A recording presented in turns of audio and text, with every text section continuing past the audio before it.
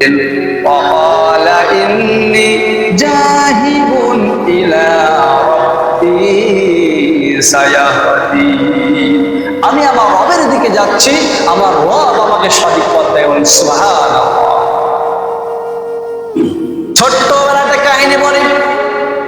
হযরত ইব্রাহিম আলাইহিস সালাম বন্ধুরা বলছে চলে আসো একটা মেলায় যাব, কিন্তু ইব্রাহিম আলাইহিস সালাম মেলায় যায় না। সব সময় মনে থাকে কি যেন একটা করবে, কি যেন একটা ভাবতে থাকে। বাপদাদার ধর্ম ভালো লাগে না।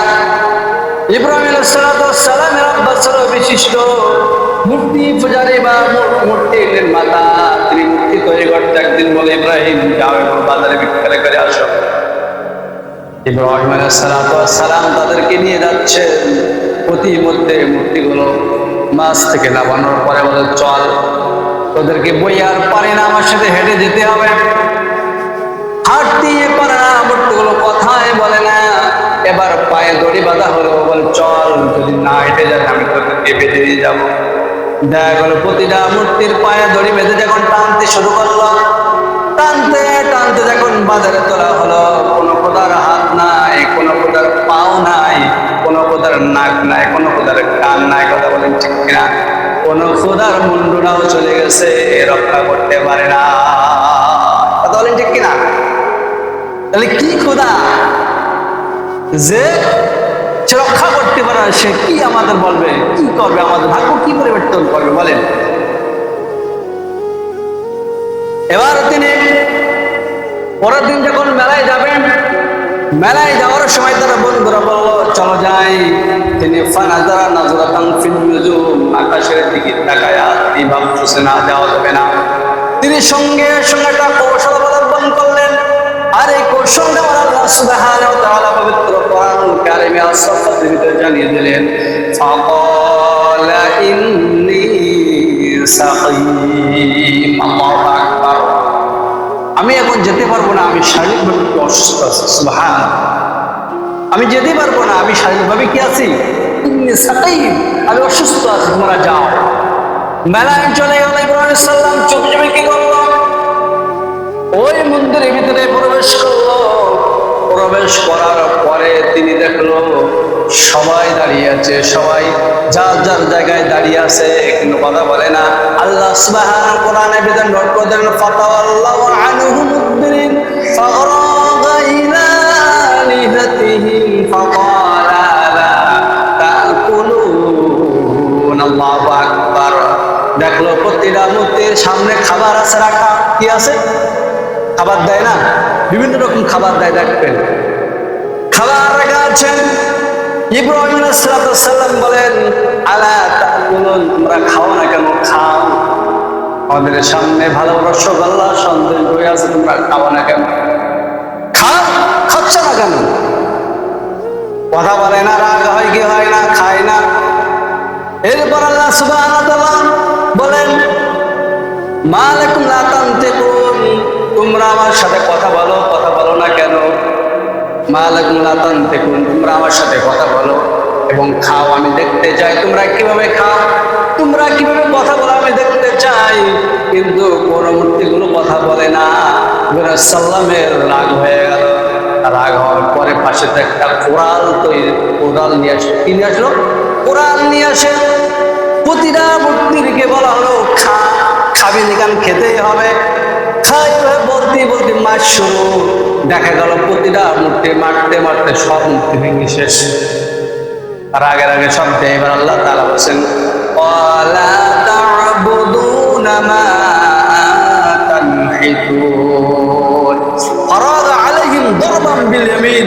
দরবান মানে প্রহার করা, বিল ইয়ামিন প্রত্যেকটা মূর্তির উপরে প্রহার শুরু করে দিল।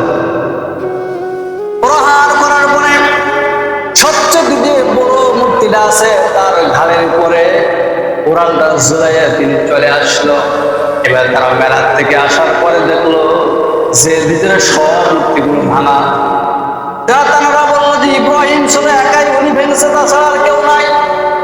ইব্রাহিমকে ধরা হলো। ধরার পরে বললো তুমি ভেঙেছো? বলেন না, তোমার ভিতরে যে সবচেয়ে বড় মূর্তিটা আছে হবল, ওইটি কাজ করেছে। ওইরা নিজেরা নিজেরা গন্ডল করে বেরিয়েছে, ও আমি মারিনি। এখন বলছে ওরা কি মারতে পারে? দেখেন ওরা কি মারতে পারে? মারতে পারে না, তার পূজা করিস কেন? কথা বলেন ঠিক কিনা? ওরা যদি মারতে না পারে, গন্ডগোল যদি না করতে পারে, তোরা তো মারিস কেন? ওরা কথা বলতে পারে না, মারতে পারে না, তাহলে তার পূজা করিস কেন? এভাবে আল্লাহ তাআলা সুবহানাহু সুন্দরভাবে কোরআনুল কারীমে নোট করে দিলেন। এরপরে যখন নমরুদের সামনে যখন হাজির করা হলো, এবার হাজির করার পরে ফাআবালু ইলাইহি ইয়াজিফুন ক্বালা তা'বুদুনা মা তানহিতুন, এবং তার জন্য বিশাল একটা অগ্নিকুণ্ড তৈরি করা হলো তাকে ফেলানোর জন্য। অগ্নিকুণ্ড তৈরি করার জন্য বিশাল একটা অগ্নিকুণ্ড তৈরি করা হল। অগ্নিকুণ্ডের উপরে যখন ইব্রাহিম সাল্লামকে ফেলাবে, ঠিক ওই মুহূর্তে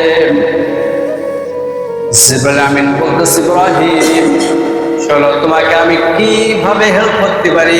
আমার কাছে সাহায্য চাও, আমি একটি পাখার বাড়ি দিয়ে এই নমরুদের আগুনগুলো আমি ছাতনত করে দেব। কেমন ঈমান দেখেন!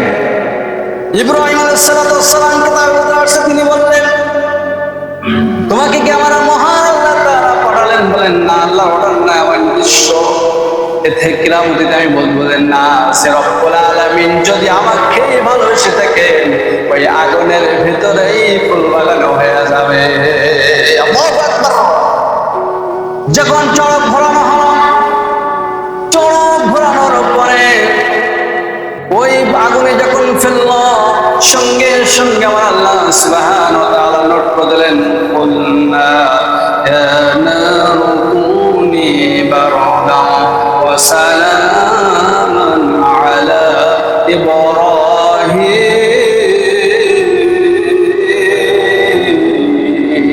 আল্লাহু আকবার। হে আগুন, আমার ইব্রাহিমের জন্য শুধুমাত্র শান্তিদায়ক হয়ে যাও।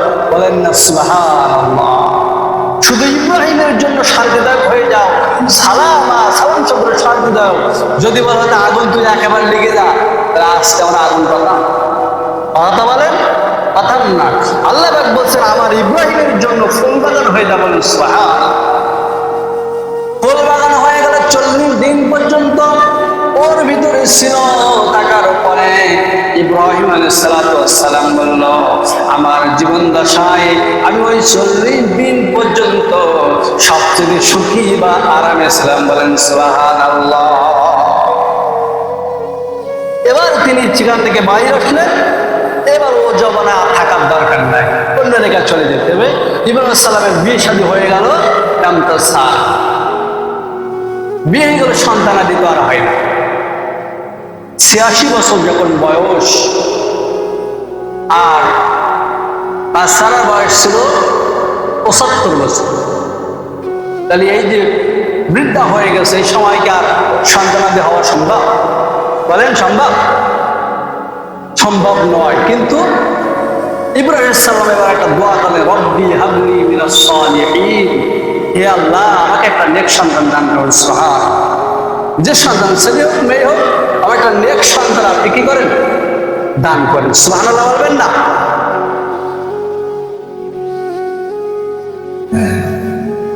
রব্বি হাবলি মিনাস সালিহিন ফাবাশশারনাহু বিগুলামিন হালিম। আল্লাহু আকবার। আল্লাহ সুবহানাহু ওয়া তাআলা সঙ্গে সঙ্গে তার দোয়া কবুল করলেন। আবাশশারনাহু, সুসংবাদ দিলাম, বিগুলামিন হালিম, তোমাকে একটা পুত্র সন্তানের সুসংবাদ দিয়ে দিলাম। বয়স কত? 86 বছর। মার বয়স কত? 75 বছর। সেই সময় আল্লাহ তাআলা একটা সুসংবাদ দিয়ে দিলেন যে আমি তোমাকে একটা পুত্র সন্তান দান করলাম। বলেন না সুবহানাল্লাহ। দেখেন এতদিন সাধনার পরে আল্লাহ সুবহানাহু ওয়া তাআলা এমন সুন্দর একটা পুত্র সন্তান দান করলেন। বলেন সুবহানাল্লাহ। ইতিমধ্যে আরেকটা বিয়ে হয়ে গেল। প্রথম হাজেরা সারা, দুইটা, সারাকে আগে, পরে আরেকটা হাজেরাকে বিয়ে করল সন্তান না হওয়ার কারণে। দেখা গেল আল্লাহ সুবহানাহু ওয়া তাআলা পরপর দুইটা সন্তান দিয়ে দেবেন। সুবহানাল্লাহ। প্রথম দিন ইসমাঈল, পরের